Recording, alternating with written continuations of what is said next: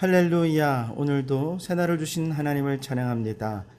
오늘도 말씀으로 시작하는 이 하루 말씀 충만, 은혜 충만, 성령 충만하시기를 주님의 이름으로 축원합니다. 그래서 오늘은 욥기 19장 25절 말씀을 봉독해 드립니다. 하나님의 말씀을 경청하시기 바랍니다. 내가 알기에는 나의 대속자가 살아계시니 마침내 그가 땅 위에 서실 것이라. 아멘. 오늘도 이 말씀을 통해 우리에게 주신 하나님의 음성을 듣게 되기를 바랍니다. 성경에 보면 정말 하나님께서 너무 억울하게 다루신다라고 생각되는 사람들이 간혹 있어요. 예를 들면 요셉 같은 사람이 대표적인데요. 형들에 의해서 애굽으로 인신매매 당해서 노예 신세로 하루아침에 전락하지 않습니까? 정말 이런 말도 안 되는 상황 속에서 욥은 하나님께 어떤 마음을 가졌을까?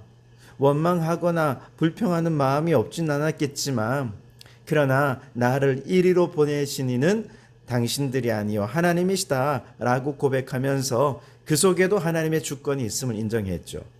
하박국 선지자는요, 세상의 정의가 전혀 시행되지 못하고 정의가 굽게 행하여지며 악인이 의인을 애워싸는 불의를 보면서 이거 하나님 너무하신 것 아닙니까? 왜 이렇게 악인이 번성하도록 가만 보고만 계십니까? 라고 질문하고 파수하는 곳 성루에 서서 하나님의 대답을 듣고자 했을 때 하나님께서 선지자에게 말씀해 주시죠. 의인은 그의 믿음으로 말미암아 살리라 라고 대답해 주셨습니다. 요나 선지자는 조금 다른 의미에서 억울한 생각을 가졌는데요. 오랫동안 이스라엘을 괴롭히던 원수의 도시 니느웨를 하나님께서 회개할 수 있도록 그 마음을 감동시켜 주십니다. 그리고 회개하고 돌이키니 정말 이 요나가 극심한 분노와 억울함을 호소하죠. 차라리 내 생명을 거두어 가달라고 얘기할 정도였습니다. 자, 그런데 오늘 본문 6절에도 보면요, 욥도 하나님 앞에 자신의 억울함을 토로합니다. 6절에 보시면 하나님이 나를 억울하게 하시고 자기 그물로 나를 애워싸신 줄을 알아야 할지니라 그랬습니다. 욥이 지금까지 그렇게 의를 지켜왔고 하나님과의 관계를 지키기 위해 몸부림쳐 왔는데 그 보답이 고난이고 그 보답이 친구들의 정죄고 죄인 취급당하는 것이고 그렇다니 이거 얼마나 억울합니까? 하나님의 축복으로 애워싸도 모자랄 판에 고난의 그물로 애워싸이고 얽매이고 꼼짝달싹 못하게 되는 하나님의 이 일하심이 너무 부당하다, 억울하다라는 생각을 한 거죠. 그런데 여러분, 우리도 이유를 알 수 없는 고난이 찾아올 때 있습니다. 주님을 잘 섬긴다고 진심으로 최선을 다해 섬겼는데 그 대가가 인생의 좌절이고 실패고 낙심이고 고난일 때 우리는 억울한 마음이 들 수 있습니다. 나를 억울하게 하신다 라고 생각이 들 때 여러분, 온전한 믿음의 사람이라면 우리는 어떻게 해야 될까요? 우선 먼저는요, 하나님 앞에 이 억울한 마음 솔직히 좀 털어놓아야 됩니다. 욥은 하나님 앞에 거룩한 척하지 않았어요. 혹은 아무렇지도 않은 척하지도 않았습니다. 자신의 감정을 포장하거나 숨기지 않았어요. 오히려 하나님 앞에 나 억울해요, 나 불평할게요 라고 얘기하면서 아주 정직하게 자신의 마음을 가감없이 토해내는 거죠. 그렇다고 하나님을 존귀히 여기지 않는 것은 아닙니다. 시편 말씀에도 시편의 수많은 단식시라고 하는 시들이 있는데요, 이 모든 시들은 억울하게 고난당하고 억울하게 고통당하거나 하소연할 데 없는 시인들이 하나님 앞에 나아가서 울며 눈물로 침상을 띄우며 탄식하는 시들입니다. 여러분, 우리의 불평과 탄식조차도 하나님 앞에서 행하는 것이라면 하나님께서는 그 모든 우리의 원망과 불평을 기도로 받으실 겁니다. 그리고 하나님의 때가 되면 그 모든 기도에 가장 합당한 방법으로 대답해 주실 줄 믿습니다. 무엇보다 중요한 것은 두 번째인데요, 억울하게 생각하는 모든 고난의 순간까지도 사실은 그 주권이 하나님께 있음을 인정해야 한다는 것입니다. 사실 이것은 좀 모순이 되죠. 하나님이 나를 억울하게 하셨는데 그 모든 상황을 또 통제하고 계신다니. 하나님은 나를 억울하게 하실 리가 없는 사랑의 하나님이신데, 그런데 나의 억울함조차 하나님의 통제 아래 있다면 사실 좀 이해가 잘 안 되는 측면이 있습니다. 그러나 여러분, 지금 내가 이해할 수 없는 비극을 경험하고 있다 할지라도 하나님의 주권 아래 있다면 그나마 좀 마음이 평안해지지 않습니까? 사탄의 주권을 갖고 있다고 생각해 보십시오. 비극도 고통이지만 남들이 평안하다, 축복이라고 말하는 것도 결국은 고통으로 끝나지 않겠습니까? 비극으로 끝날 것입니다. 그런데 이 모든 고난이 하나님의 통제 아래 있다면 고난 끝에 하나님의 축복이 기다리고 있을 것입니다. 하나님은 결코 온전히 나를 버리지 않으셨고 고난 가운데서도 하나님은 나와 함께 하신다라는 사실을 믿기 때문에 오히려 마음은 평안해질 수 있을 것입니다. 그래서 여러분, 하나님으로부터 억울하고 부당한 처분을 받는다고 느끼십니까? 두 가지를 행하십시오. 첫째, 아픔을 주님께 다 쏟아 놓으십시오. 가장 정직하고 꾸밈 없는 모습으로 주님께 나아오십시오. 그러면 그 모든 고난의 순간에도 하나님이 나와 함께 하셨음을 믿고 감사하며 평안함으로 고난을 잘 이겨낼 수 있게 될 줄 믿습니다. 자, 이제 욥이 이런 억울하고 부당한 대우를 받는 것에도 하나님이 계시구나 라는 걸 믿고 감사한 마음으로 열심히 기도를 드렸어요. 그런데 하나님은 도무지 묵묵부답이십니다. 7절에 보시면 내가 폭행을 당한다고 부르짖으나 응답이 없고 도움을 간구하였으나 정의가 없구나 그랬습니다. 하나님의 침묵도 견뎌야 할 현실이지만 그때 만약 가장 가까운 친구들, 가족들, 친지들로부터 위로와 힘을 얻을 수 있다면 하나님의 침묵은 또 견딜 수 있을지 모릅니다. 그런데 욥은 지금 그럴 수가 없는 상황이죠. 자신을 위로할 가족이 없어요. 가까웠던 모든 이들로부터 그는 버림받았습니다. 오늘 13절에 나의 형제들이 나를 멀리 떠나게 하시니 나를 아는 모든 사람이 내게 낯선 사람이 되었구나 그랬습니다. 14절에 보면 친척도 친지들도 욥을 버렸다 그랬습니다. 15절에 보면 집에 머물러 사는 자와 여종과 남종들까지도 마치 자신을 남처럼 대하더라.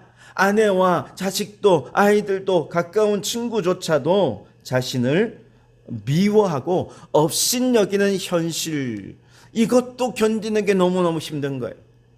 그래서 여기서 한 걸음 더 나아가서 심지어 육체와 영혼까지도 무너져 내립니다. 20절에 내 피부와 살이 뼈에 붙었고 남은 것은 겨우 잇몸뿐이구나 그럽니다.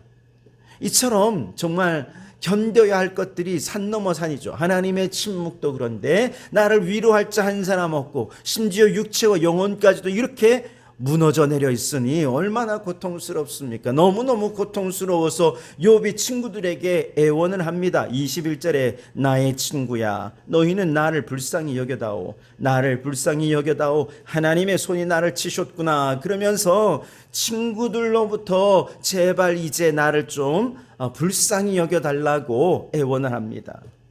여러분, 하나님께서 이렇게 부르짖는 자에게 응답하지 않으시고 하나님을 찾는 자를 깊은 침묵 속에 방치하신다면 여러분, 우리가 이때 어떤 마음을 가져야 되겠습니까? 여기서 우리가 꼭 기억해야 할 것은요, 하나님의 침묵이 하나님의 부죄를 의미하지 않습니다. 하나님의 침묵이 하나님의 무관심을 의미하지는 않는다는 것이죠. 다만 인간의 시간표와 하나님의 시간표가 좀 다를 뿐이에요.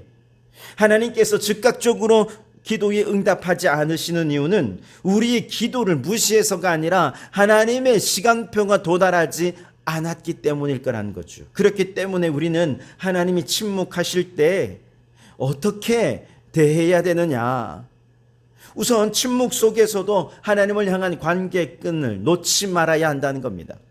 욥은 하나님이 응답하지 않으신다고 불평하면서도 결국 우상을 찾아가거나 무당을 찾아가거나 아니면 신앙을 포기하지 않았습니다.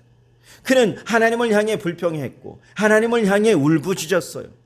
침묵하시는 하나님을 대하는 최고의 자세는 침묵 속에서도 계속해서 하나님께 말을 거는 것입니다. 기도에 응답이 없을 때 기도를 중단하는 것이 아니라 응답이 없을지라도 하나님 앞에 머무는 것이죠. 뿐만 아니라 사람에게서 동정이나 위로를 구하지 말아야 합니다. 욥이 친구들에게 나를 불쌍히 여겨다오라고 호소했지만 돌아오는 것은 더 큰 비난과 냉대뿐이었죠. 하나님이 침묵하시는 그 침묵의 계절에 사람들이 우리를 위로해 줄 수 있겠습니까? 우리를 구원해 줄 수 있겠습니까? 아닙니다. 인간의 위로는 한계가 있고 때로는 더 깊은 상처를 주어요. 그러니 사람의 인정을 구하기보다 나를 온전히 이해하시는 분, 오직 침묵 가운데 계신 하나님뿐이심을 믿고 눈을 들어 주님을 바라볼 수 있길 바랍니다. 하나님의 침묵조차도 하나님이 일하시는 순간임을 깨닫게 될 줄 믿습니다.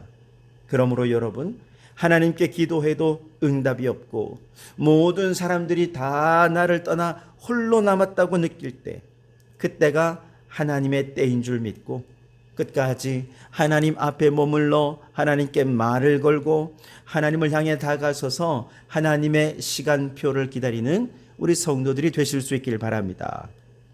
자, 이제 욥은 이 믿음을 가지고 25절 다시 한번 믿음을 고백합니다. 내가 알기에는 나의 대속자가 살아계시니 마침내 그가 땅 위에 서실 것이라 그랬습니다. 여기서 대속자라고 하는 말은 고엘 히브리어로 그렇게 쓰는데요. 이 고엘은 우리가 잘 알듯이 기업 물을 자가 아닙니까? 친족이 억울한 누명을 쓰거나 종으로 팔려갔을 때 혹은 피를 흘렸을 때 몸값을 대신 지불하고 억울함을 풀어주고 복수해주는 법적인 보호자가 이 고엘인 것이죠. 모든 사람이 다 자신을 버렸지만 욥은 하늘에 자신의 억울함을 풀어줄 진정한 변호자, 대속자가 살아계신다라고 하는 사실을 확신했습니다. 그리고 그 대속자가 마침내 이 땅 위에 서서 욥의 무죄를 증명해 주실 것이다 확신했습니다. 근데 여러분, 이상하지 않습니까? 무슨 기적이 일어난 것도 아니고 혹은 기도의 응답이 있었던 것도 아니고 상황은 변한 게 하나도 없는데 도대체 욥의 이 확신은 어디서 온 것일까? 이 확신은 눈에 보이는 환경의 변화나 기적적인 응답에서 온 것이 결코 아닙니다. 오직 한 가지, 하나님의 신실하신 성품에 깊이 뿌리 박으니 이 확신이 생기더라는 것입니다. 욥은 공의로우시고 진실하시며 마침내 불의를 바로잡으시는 그 하나님의 성품에 자신의 영혼의 닻을 내린 것입니다.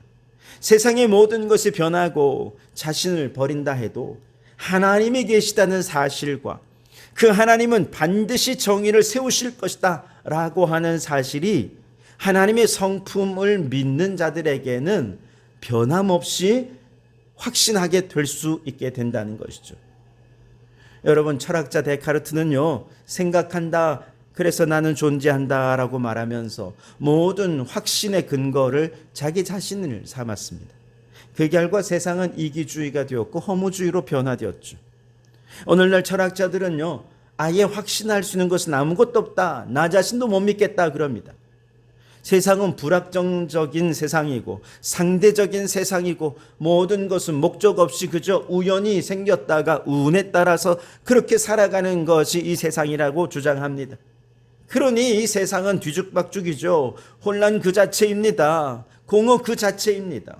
생의 목적은 있을 수 없고 그저 느끼는 대로 생각나는 대로 감각적으로 살아가다 보니 오늘날 이 세상이 이렇게 혼란스러운 것이죠. 그러나 성경은 분명히 말합니다. 우리의 확신의 근거는 사람이나 세상에 있는 것이 아니라 신실하신 하나님의 성품에 있다. 하나님 그 자체가 확신의 근거다라고 말하고 있습니다.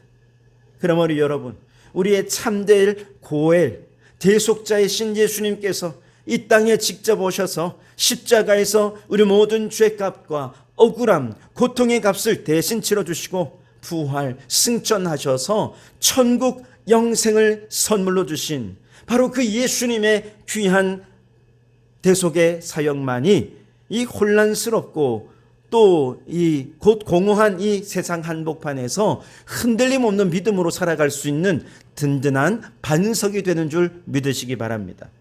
그러므로 여러분, 예수님의 반석 위에 확신을 가지고 흔들림 없는 믿음으로 오늘도 저 전성을 향해 한 걸음 한 걸음 나아가는 성도들이 되시기를 주님의 이름으로 축원합니다.